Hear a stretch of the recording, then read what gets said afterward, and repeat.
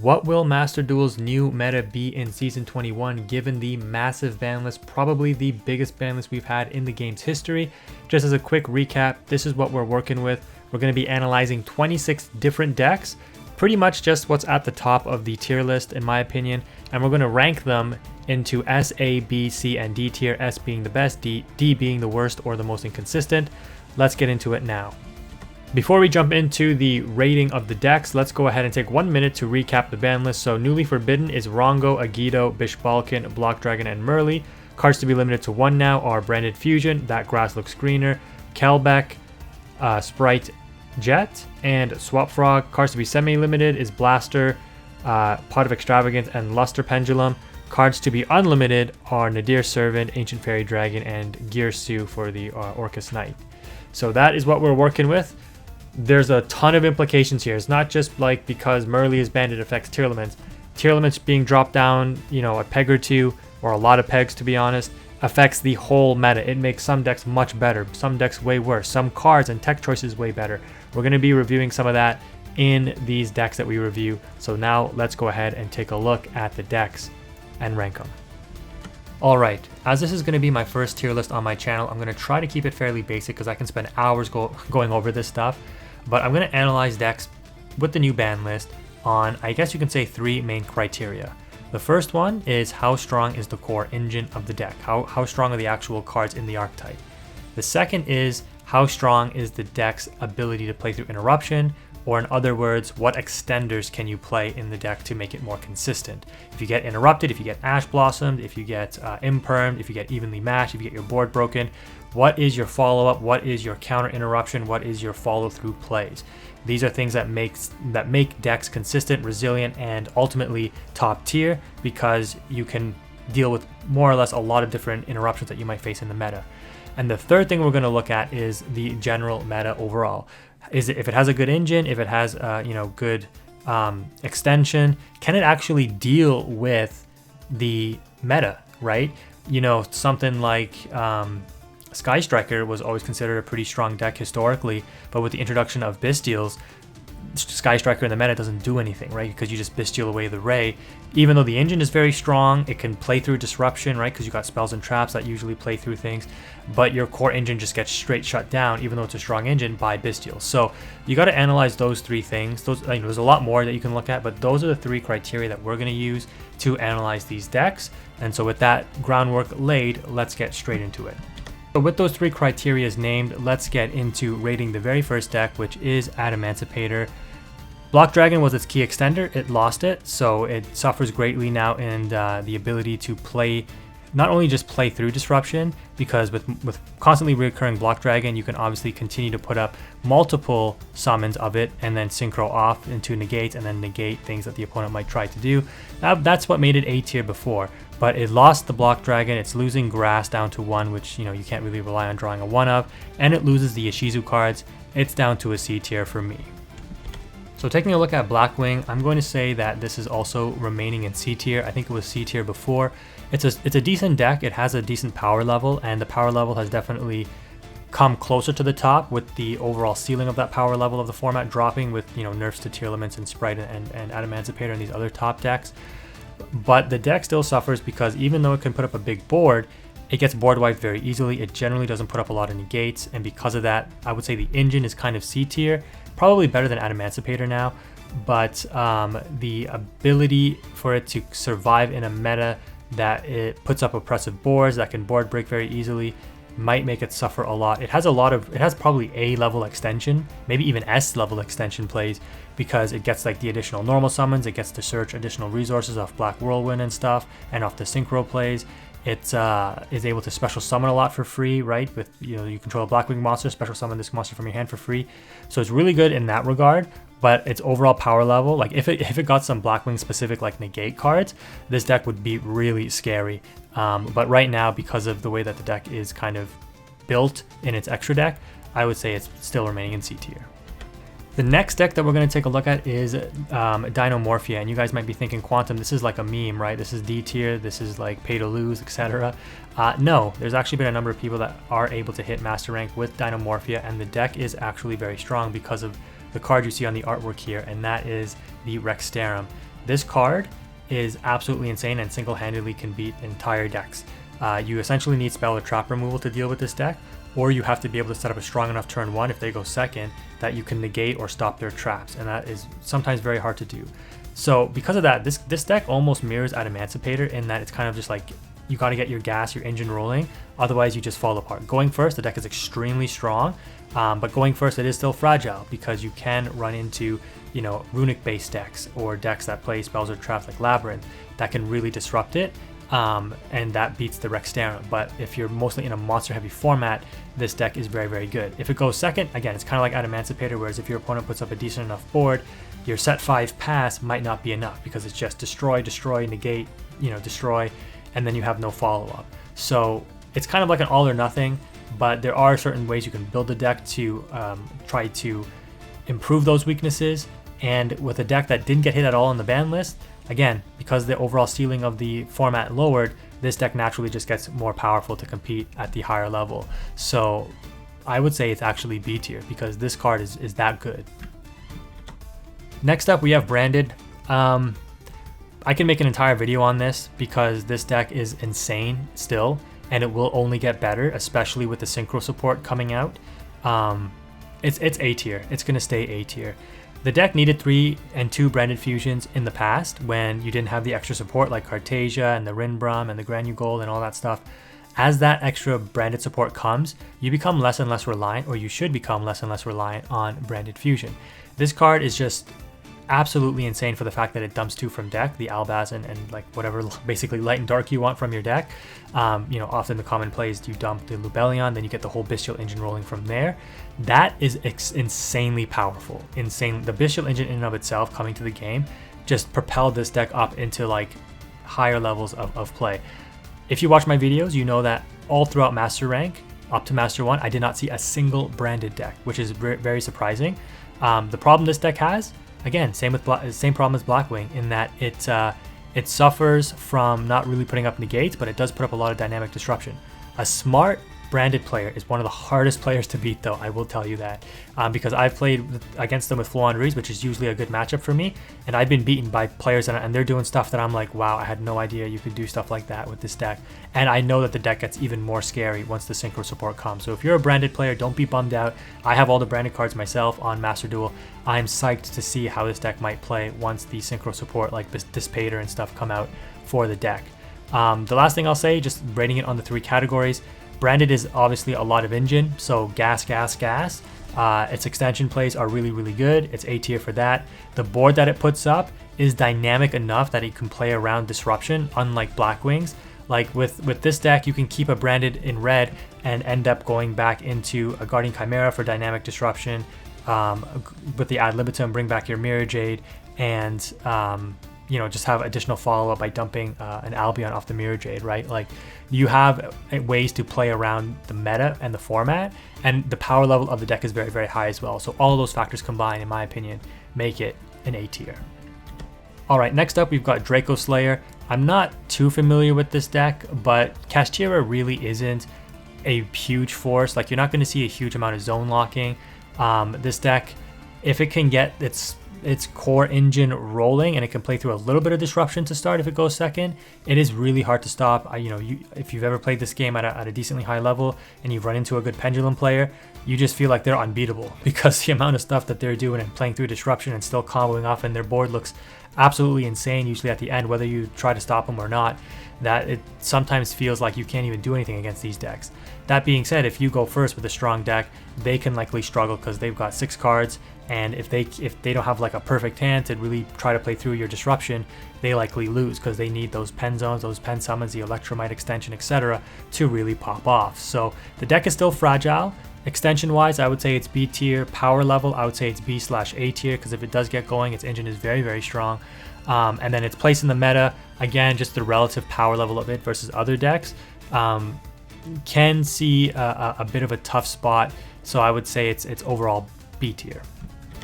So it seems like Heroes is always around in some capacity, whether it be fans of the deck or, you know, people just somehow seem to always do well with it. I'm gonna say Heroes are C tier though.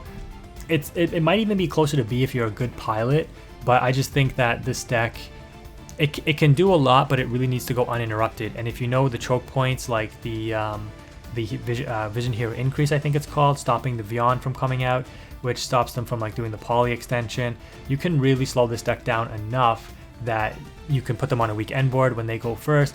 When they go second, they can really struggle to just put up or play through any kind of disruption. While the deck does have a lot of really good starters, I think it does suffer a little bit in its extension plays because it does need to get started in order to extend. Like, you need to be able to have bodies on board to go into your link plays and go into your, bring back from graveyard and spam the board with your materials that you need for the fusion summons and etc.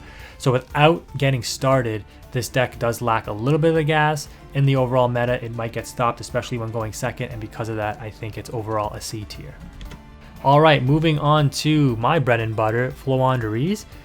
This deck consistently is getting nerfed on every ban list, whether it's intentional, like an engine hit with Empin, or unintentional, like the one happening now with the Pot of Extravagance going to 2. Believe it or not, with tier limits becoming less relevant, that actually hurts Floowandereeze because we had a good matchup against tier limit. Now, with full power tier, with the Ishizu millers and stuff, you can argue it's a bad matchup for us still because we don't want to get our deck milled. So that might compensate a little bit, but just not seeing tier limit as much will hurt this deck because you play Shifter and you play things that can banish, and you play a lot of the ways that you can floodgate the opponent with tier limits especially. And this deck, was pretty much B tier before. I'm gonna put it in B tier again right now just because going second, this deck does play board breakers. It does play ways to shut down the opponent's board, like you can play Book of Eclipse, Dark Rule, you have the options for that. You can play things that normally would stop, the combo heavy decks like what was Adamancipator with Dimension Shifter. And those things will still be relevant to a certain extent in the new format. But if you really know how to pilot Floowandereeze, I think that you can make a good case. I mean, I just proved it, right? This season, somehow I got an 85% win rate in pretty much, or 80 or 85% win rate in all of Season 20 from Diamond to Master. Like, it does have some really good matchups still, but that being said, it's still bricky. Its core engine is still very strong. It is a control deck, so it doesn't combo heavy. Its extension plays are very weird because the way that you extend with this deck is the way that you play around disruption. And those two things combined make the deck a little bit better than other decks in my opinion. So what do I mean by that? So say for example, you've seen this happen on my channel before with my videos if you've watched my videos, right? I normal summon an Eaglin, it's my only bird in hand, but I have a Advent of Adventure. I'm not going to Advent away my Eaglin and try to get Robina because the opponent might have Imperm or Ash or whatever, and I might need to try to play through that. So by normal summoning the Eaglin, if that baits out an interruption from the opponent, I can then use my Advent to not only search for a Robina that I need, but also dodge a disruption. So I get double value out of that. And it's those kind of plays. You make your opponent go -1, they negate nothing, and you banishing your Eaglin for cost actually helps you because it puts it in the banish pile, gets you a resource that you need, and then you recur that Eaglin for follow-up during the next turn as well. So because of that resource management, Floowandereeze has a pretty significant edge. Now, of course, the deck is heavily nerfed. 1 map, which is your consistency card, and 1 Empin, which helps you increase consistency with your spell and trap searches.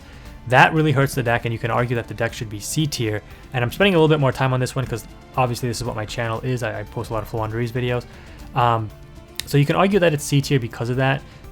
If you get your one of banished, like your map gets banished by Fenrir, your Empin gets banished face down by Fenrir, it's very, very hard to come back and it's an uphill battle, but it's not necessarily impossible.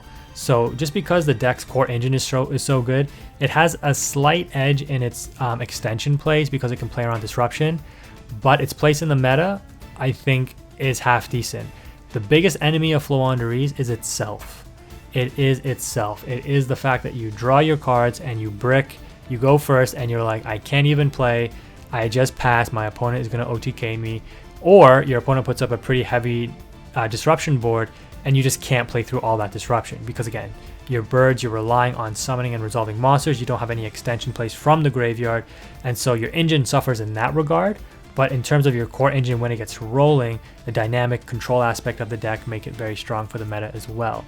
So if your opponent doesn't put up negates, this deck likely plays through everything and can break boards. If your opponent puts up negates, that's where you need to rely on your non-engine in order to pull out stops, things like Dark Ruler to negate what was the huge Adamancipator board in order to even try to play, because you're not playing through 7 different disruptions with a 6-card hand with Floowandereeze otherwise. Other decks might be able to because, you know, things get destroyed, go to grave, you banish them, they extend, etc. Floowandereeze doesn't do any of that. So what you got in your hand is what you're playing with, and that's why this deck can be sometimes underwhelming. But like I said, in the hands of a good pilot, you can definitely still do work. So I personally obviously have a bias. I'm going to leave it in B for bias and make of that what you will. All right, moving on to the next deck. I think that the only, well, I think I put another sprite variant on here, but one of the better sprite variants is definitely going to be the Runic for Hire sprite deck. This deck has a very high ceiling. It is a very powerful deck because, again, you're combining literally 3 very complementary engines together. Runic is a very, very strong engine. The sprite engine is strong as well, obviously. And the For Hire engine, which generally would be lower tier, is bumped up by the fact that you have these other 2 engines supporting it. The Rex being a level 2, being able to draw off of the Folgo, because even though you're playing Runic cards, given the limitations of those cards in the game, make Runic actually fairly inconsistent. And I played this deck in the light event, and I can tell you, the pure Runic version, you're not going to be getting your draw 3 every single time. Definitely not. So the Folgo helps to supplement that if you get your full combo off. That being said, Imperm on the Huggin, you know, you go -2 for that. That can really shut this deck down. But if you get Impermed on that, hopefully you have a sprite card to extend with. With Jet going to 1, that consistency does get hurt, but this deck only played 1 Jet anyways. 1 Jet, 1 starter, not even 2 starter, and 2 blues. So if you have any way to extend, like even a Sprite Red or Sprite Carrot, or your normal summon Rex, etc., you overlay to Gigantic, you've eaten up an Imperm with the Huggin, now you can just extend it to Sprite Engine, and you just get a decent combo rolling anyway. So the ability for this deck to play through those disruption, its extension place, is definitely S tier in my opinion. The place in the meta, because it has all different kinds of options, you can out things with the extra deck, like link-based monsters, you can Zeus boards still, you can obviously have dynamic disruptions with the Runic cards. If you need to destroy spells and traps, Runic Destruction. If you need to negate monsters, Flashing Fire, I think it is, right? And then Runic Destruction is the Runic Destruction is a spell and trap run. What is the destroy special summon monsters? I don't remember, but it has the tools to deal with anything. Seeing those tools though is another story, but again, if you're going to be drawing 3 off Folgo, potentially drawing 3 off Fountain, draw 6 during the opponent's turn, that combo needs to get nerfed because that is broken. So you can even put this in S tier, but I'm going to leave it in A tier for now because, like I said, you do need certain extensions in your hand, and you do only basically play like one of those extensions each, so it can be harder to come by if you do get like disrupted turn 1. And then going second, you know, this deck suffers just like any other deck would. How are you actually dealing with an established board? The Runic cards can only do so much. They might trade 1 for 1, but they're not going to generate the advantage you generally need. And so going second, this deck can very much struggle as well. Next up, we've got Gene Raider. I think that this is an overall solid deck. People are probably going to say, like, what are you doing putting it in B tier? But I really do think that every time I face up against this deck, it's like Field Spell is FTK against me, man. I just don't know. I've beaten it before. I've probably beaten it more than I've lost to it, actually. But the deck is very oppressive. And especially if they get their engine rolling, like, they don't care about a lot of things, right? I think all the tokens summon has 1, so it's like Max C only draws 1 off of it. They can play under Max C. They can play through disruptions usually because all they really need is Field Spell up. And again, that being said, if they don't see Field Spell, I've beaten this deck purely on them bricking. Like, they have nothing and they pass. I've also lost against this deck by them bricking because they drew nothing but hand traps, and I can't play through all those hand traps, and all they need is one way to get Field Spell to hand, either hard draw it or get it off of, like, I think a monster search like Mardell or something. And then you're just like, oh my god, here we go. Like, bring Har out for free, monster negate. If I bring something to my hand, discard, like banish a card or whatever. They've got, you know, all the tokens out. They've just got their whole engine rolling, and you're losing advantage. They're gaining advantage with the new Gene Raider boss. You know, that card is insane, just sucking up cards on the field. It can be a strong deck, and for ladder climbing, I think this could be a really, really strong option. Next up, we've got Stun. Stun is Stun. It's going to be solid B tier still. I probably arrange it like this. Put Floowandereeze in the middle. Stun will always just be a deck that you can play and you can always fall back on. It's never really impacted by the ban list. I mean, this one, losing Extrav is kind of hurt. It doesn't care about extension plays. It just cares about, can I get my monster on the board and stop everything you try to do, right? Through floodgates or through, you know, just making it making you unable to play the game, basically. And so unless, you know, direct hits to the stun cards get hit, things like Inspector Border and things like that, the deck will still stay relevant. So again, a decent fallback option, but not very fun to play in my opinion. Alright, next up we got Pure Kashtira. So this isn't really a thing. I know I tried this out and I had some decent success with it, but that was because it was new. In its purest form, Kashtira is basically Hand Trap Turbo. You have a strong engine from your main deck, you just put those monsters out and hope it can be enough, and then you back those up with hand traps. So it doesn't really have too many extension plays right now. If you do get Birth in rotation, it's very, very strong. Birth is literally one of the best cards that, is probably the best card the deck has. But that being said, even Birth might not be enough sometimes if you just have an easy way to break the board, because this deck usually doesn't put up negate. So evenly matched Dark Holes, Raigekis, etc. Just wipe the floor with them. And because of that, I'm going to keep it at C tier until the new support comes out. Alright, next up we've got Labyrinth, and if you made it this far in the video, congrats, because this is my first S tier. I'm leaking the goo. This deck is insane. It does lose to certain things, but it can more or less handle itself in almost every matchup. It will struggle a little bit against whatever like the heavy combo piles are, just because you might not be able to actually play through a lot of disruption if you're going second and you're just like, well, I'm setting cards and hoping they all don't get destroyed and or negated before I can even activate them. Going first though, this deck should essentially more like, I don't want to say an auto win, but it's very hard to beat going first when they go first, sorry, because they have so many consistency options in the deck. So again, their extenders like the furniture is very, very strong. Traps deal with pretty much everything, right? Branded cards, Mirror Jade can't banish a trap card, right? Black Wings, you can out the problematic burn monsters.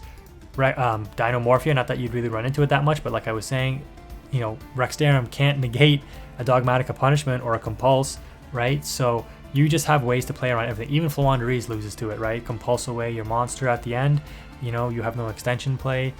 Yeah, it's just really, really hard to beat.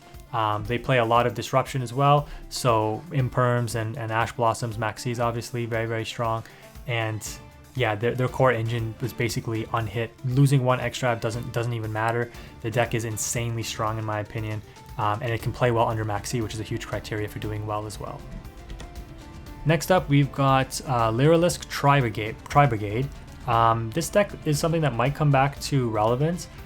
It's almost like it's as good as Sprite now. It is a very combo heavy deck, so it does get beat by Max C, but I guess it's not as good as Sprite because I have this deck and I've played it, and if you get disrupted, sometimes that is enough to slow you down enough that you can't go into your full extension play.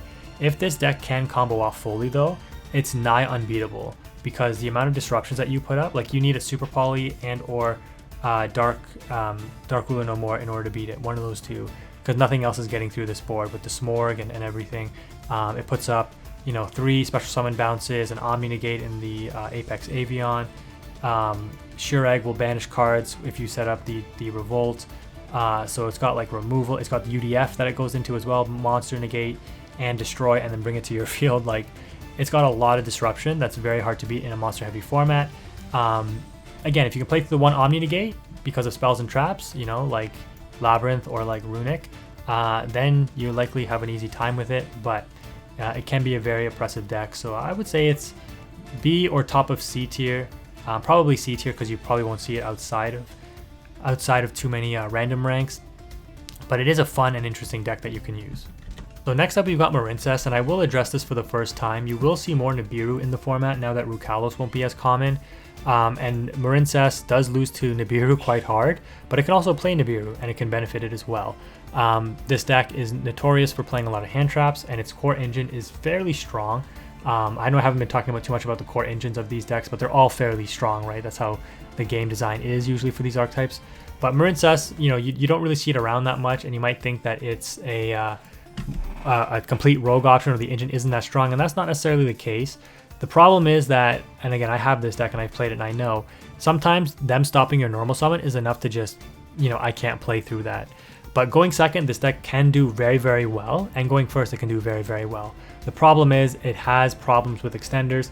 The Spring Girl is one extender that can help, but if your link monster, if your monster gets bounced before you link summon and you have no way to bring another one out to the field, your turn just ends pretty much. So you do need to worry about the extenders that you can play. That being said though, you don't want to play certain water extenders that brick you up just to try to extend through a disruption. So the deck balance here is really, really tough. and I would say Marincess is a solid C tier still, but it might rise to prevalence and become a lot more playable because nothing on the ban list really impacted it. It only gained strength because everything else got weaker. Alright, next up we've got the purest version of Sprite that you can pretty much play in the Melfi Sprite, and I think that this deck is going to be not the greatest anymore. The one jet really does hurt it because, you know, that's kind of your key follow-up off of blue, and if your initial board setup gets broken, your extension really does suffer, especially if your one jet gets banished, right? And you don't have a way to recur it with Elf now out of the graveyard. I think the deck will fall off a little bit. I would say it's maybe not A tier anymore, probably very, very high B, pushing into A still.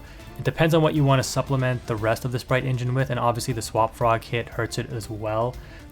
So you only have one summon off of the Ronin Totem instead of multiples, but you could play like Dupe Frog and stuff like that, I guess, to supplement that and get an extra summon off Ronin Totem anyways. So there might still be some options, but just not being able to like get the whole Swap Frog thing going. Like you don't want to hard draw Dupe Frog or Ronin Totem, right? So those are both bad. So you're playing more bricks in your deck if you wanted to go that route. So just, you know, hitting the consistency and the extension options of the deck, right? This is what that ban list was intended to do for Sprite, does lower the power level of the deck. The core engine of Sprite is very, very strong when it's at full power. Obviously it was too strong, they had to nerf it, but you know, this is the result. I think the deck is overall B tier. Playing into the meta, funny enough, Sprite seems like it has good matchups against more or less everything, and I still find myself beating it almost every time I face it somehow. I don't know how, and that's with Flow on Reese, a deck that's definitely a lower power level. So the deck, while it does put up some interesting disruptions to deal with the meta, I think that overall it's, you know, just because people are able to play through the disruptions that they put up now, since they're significantly weaker, make it not as strong as it was before. Alright, next up we've got another Runic variant, and this in my opinion might be even stronger than for higher Runic, and I probably should put branded at the end of A tier. In a good branded pilot's hand, it would be at the top, but for most people I think it's at the bottom of A tier, unless you're very, very familiar with all the lines and interactions. But yeah, between the two Runic variants in A tier, I think you can interchange these as much as you want. The Runic Naturia engine, I think, is pretty much unhit in Master Duel, and it is very, very strong. Just the fact that you can synchro up into Omni negates like Baron, into banishing cards like Chen Yang, and still put up something like Naturia Beast to negate all spells is just insane. So this deck can definitely do work. The Naturia cards are some of the most annoying cards to play against, especially the Cricket. So the introduction of all those cards made this deck ceiling much, much higher. And then, as with every Runic based strategy, you have spells, not necessarily traps, but spells that will do a lot of disruption, and most people aren't prepared for that, right? They might be able to deal with one spell, but definitely not multiple, because monster heavy formats, usually everybody focuses on monster negates, and if you're just playing spells to destroy their monster that monster negates, well, now you're free to activate your monster effects, and then your Naturia cards can pop off. This deck is very, very strong, so don't sleep on Naturia Runic. It is going to be a top tier deck moving forward, unless it gets hit on the next ban list after the one that we're about to get. Next up is a personal favorite of mine, and that's Punk Kashtira. I think the overall power level of this deck is kind of mid to low B tier. The Punk engine is very, very strong when it goes uninterrupted. The unfortunate part is you generally don't have a lot of extension plays. So if, you know, each one of your Punk tuners, the spell and trap search, the spell search, the trap search, the monster search, you need very specific cards to extend. If your Xiaomi gets negated and you don't have a Foxy Tune in hand, you don't have any extension. If your Foxy Tune gets negated and you've already used your normal summon, you know, you're pretty much dead in the water in terms of trying to get your Punk engine rolling. The Kashtira cards do complement this deck very, very nicely, because the level 3 tuner and the level 7 Kashtira monster naturally goes into a level 10 synchro. You can use Chaos Angel, you can use, well, I'll explain the Chaos Angel bit in a second, but you can go into Baron, Chen Yang, etc. as a level 10. As a level 8, it can make level 8s with the Deer Note. You have a couple of options, obviously Jam Dragon, but also Dragite for additional monster negates. And you can play some rank 8 Xyz monsters like the Dingirsu or Hope Harbinger as well. Hope Harbinger is a spell and trap, or sorry, just a spell negate, and you know, a magnet for attacks. It redirects attacks. And then Dingirsu just sends a card on the field if you're going second. So it can play through some disruption, not very well, and it is a fragile combo if you don't have a good hand. You do have emergency teleport to play around disruption as well that can help. But again, if they negate something critical like your carp, they know to save their Ash for the carp, you're dead in the water usually. So a fragile deck, but when it does combo off, it's almost impossible. Not to say impossible, but it's very, very hard to beat. If you play the Assault Synchrons in this deck, you can make the Chaos Angel have both of the light and dark effects, because the Assault Synchron is dark and the Foxy Tune is light, and both of them combined make a level 10. So you can go that play, protect your Synchros from battle damage, which is crazy, and from monster effects as well. So there is that option. But again, a fragile deck, so I put it maybe mid tier B. All right, Rika somehow seems to be doing well whenever I look, and I don't really understand how.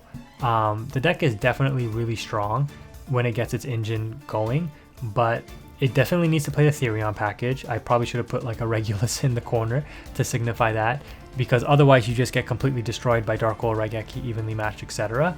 You definitely need a way to counter those board breaking cards. If you're able to set up, your engine is insanely strong. If they don't have board breaks, your engine is insanely strong. This deck has insane extension plays because it has Sun Avalon and Rika in it. Probably should have put a Sun Avalon icon in here too, actually, not just Estrena. But this deck's engine is insanely strong. The synergy and the extension plays are insanely strong. And its place in the meta, surprisingly, is it's going to have more good matchups than bad, I think. Even going first against the Runic decks, you can likely put up a strong enough board that you can disrupt them and stop their plays. Going second, it's a different story once they've got their fountain and everything set up. But going second, this deck has a lot of gas. It can likely play through multiple disruptions and still clear a decent portion of the opponent's board and set up. The resource recursion with it is amazing with Glamour and Con setting cards.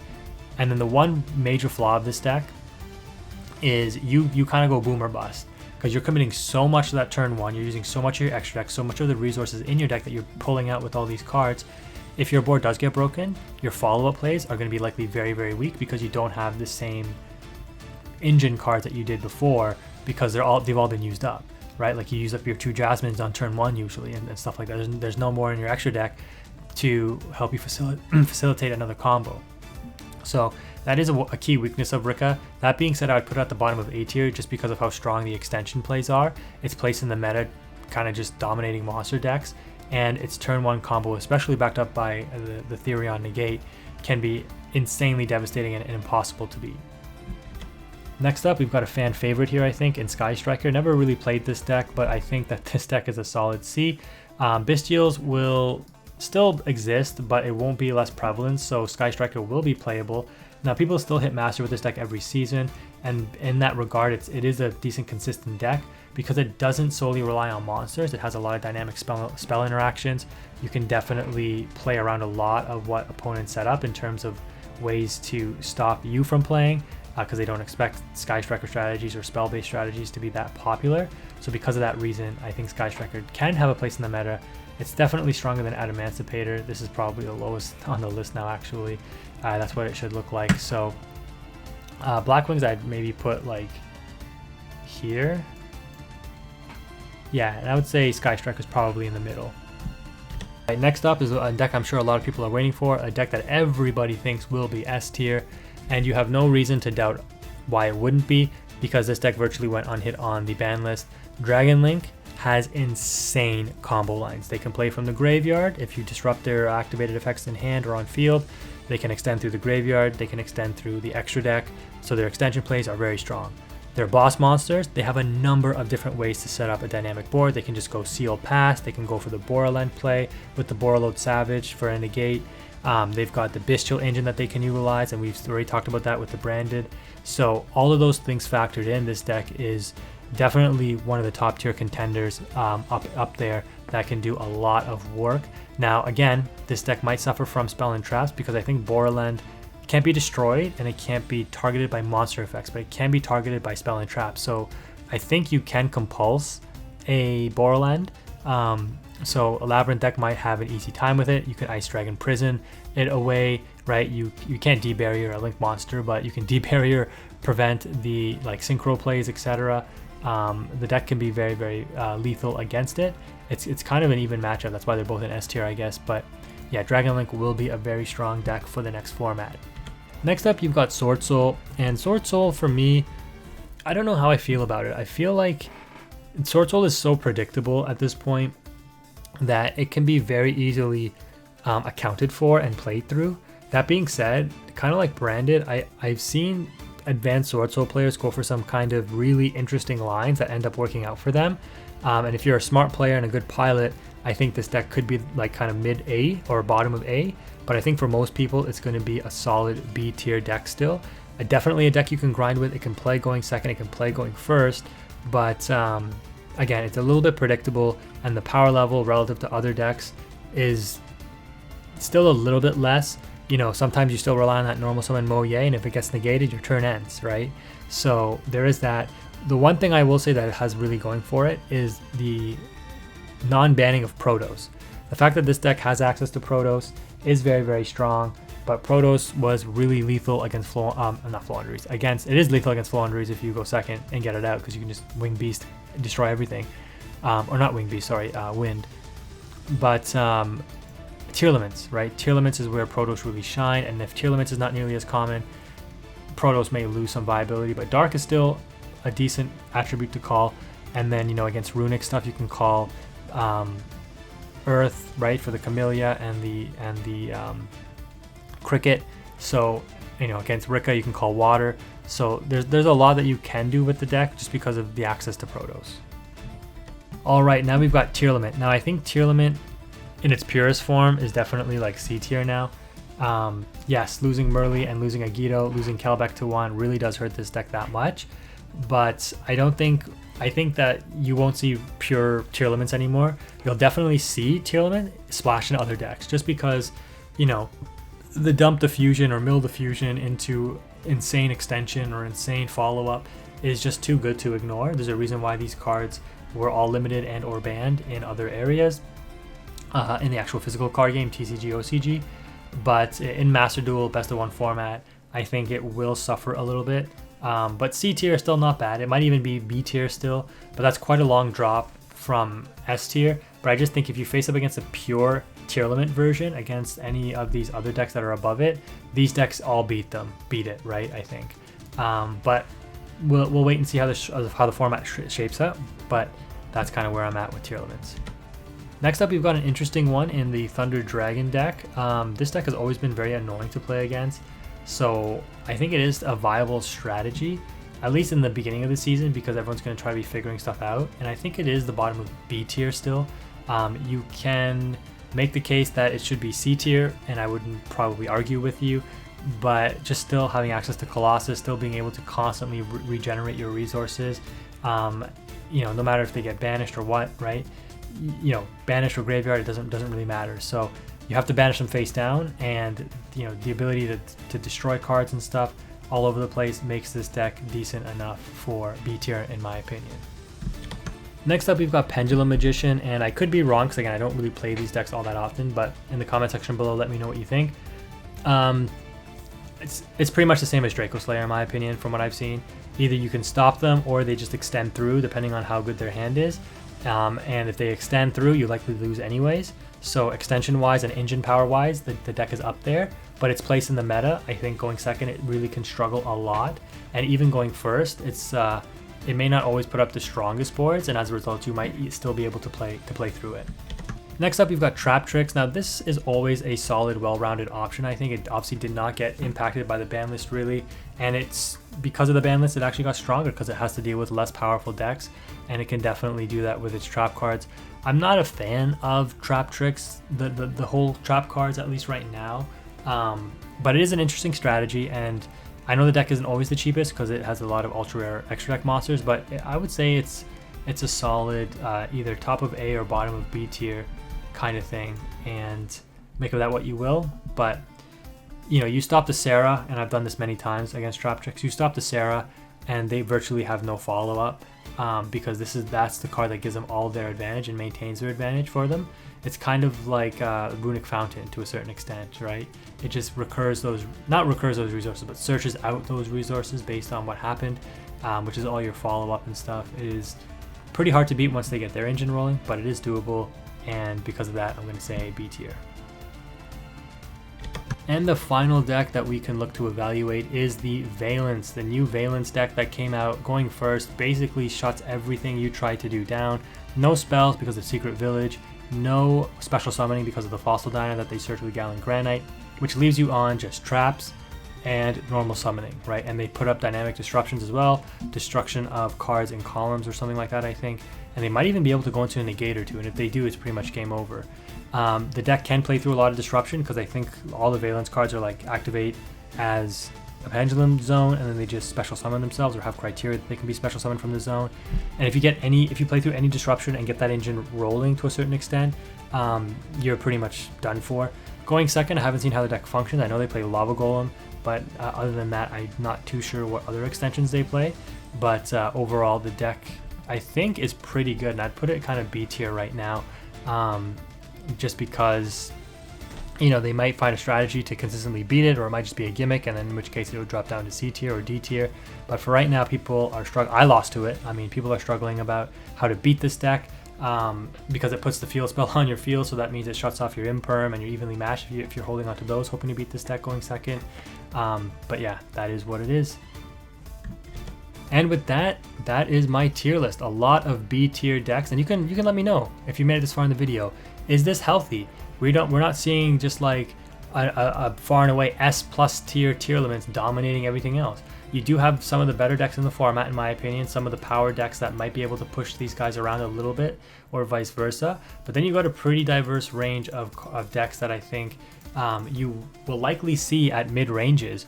Now you can argue if that's good or bad, because I certainly know I don't want to play against Gene Raider and Stun, against Dynamorphia and Thunder Dragons. Those are very annoying matchups, but you will likely see more of them, because if people built those decks before, they're able to utilize those cards now. And with Tier Limit being gone and heavy nerfs to other power decks like Adamantipator, and like I said, the Brenda one isn't that big of a hit, but it does still matter. It might become an interesting format with all these decks in it.